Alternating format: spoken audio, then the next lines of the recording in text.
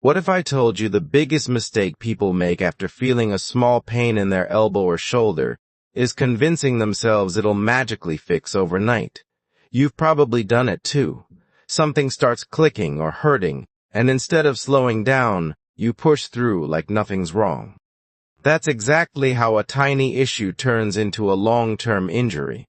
Your tendons, the tissues that connect your muscles to your bones, are doing most of the heavy lifting behind the scenes every time you move.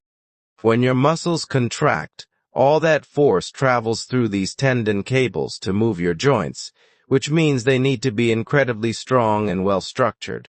Inside a healthy tendon, collagen fibers are tightly packed and aligned in neat, parallel lines, almost like perfectly organized ropes designed to handle tension.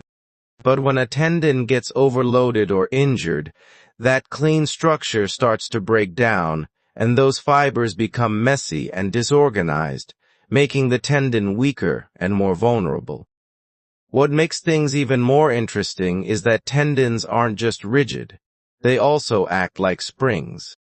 When you run or jump, they store energy and release it efficiently, helping you move with power. But this system only works if you don't abuse it. The problem starts when you repeatedly stress a tendon without giving it enough time to recover. Small micro-damage begins to accumulate, and if the damage happens faster than your body can repair it, that's when real trouble begins. Most people think training longer or harder automatically makes tendons stronger, but that's not entirely true. After a certain point, your tendons stop adapting and instead start taking more damage without any benefit. And yet, people keep pushing, thinking they're improving when they're actually digging themselves deeper into injury. This is why tendon pain shows up in areas like the elbows, shoulders, or Achilles, especially when you're using poor form or jumping into exercises your body isn't ready for. You might hear terms like tendinitis or tendinopathy, but the key difference is simple. One is a recent irritation. The other is what happens when you ignore the problem for too long. That pain and inflammation you feel? It's actually your body trying to heal by sending blood flow and repair cells to the area. But if you keep repeating the same stressful movement, you interrupt that healing process again and again. The solution isn't to completely stop training. It's to stop doing the exact movement that's causing the damage and allow your body to recover properly. Because here's the reality, tendons don't heal on your schedule.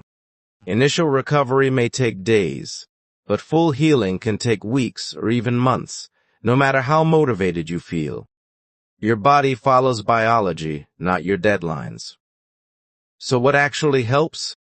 Controlled movements, especially those where you slowly lengthen the muscle under tension, can guide the healing process by helping collagen fibers realign correctly instead of forming randomly.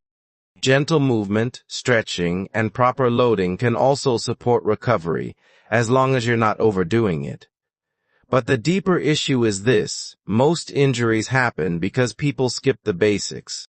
They rush into advanced exercises without building the strength their tendons need, ignore proper form, and then wonder why things go wrong.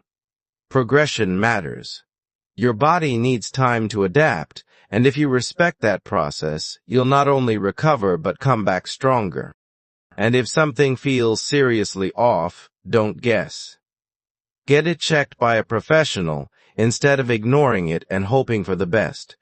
Because no matter how confident you are, your tendon isn't going to heal overnight. But if you train smart, stay patient, and actually listen to your body, you'll still be progressing months from now, instead of being stuck on the sidelines wondering where it all went wrong.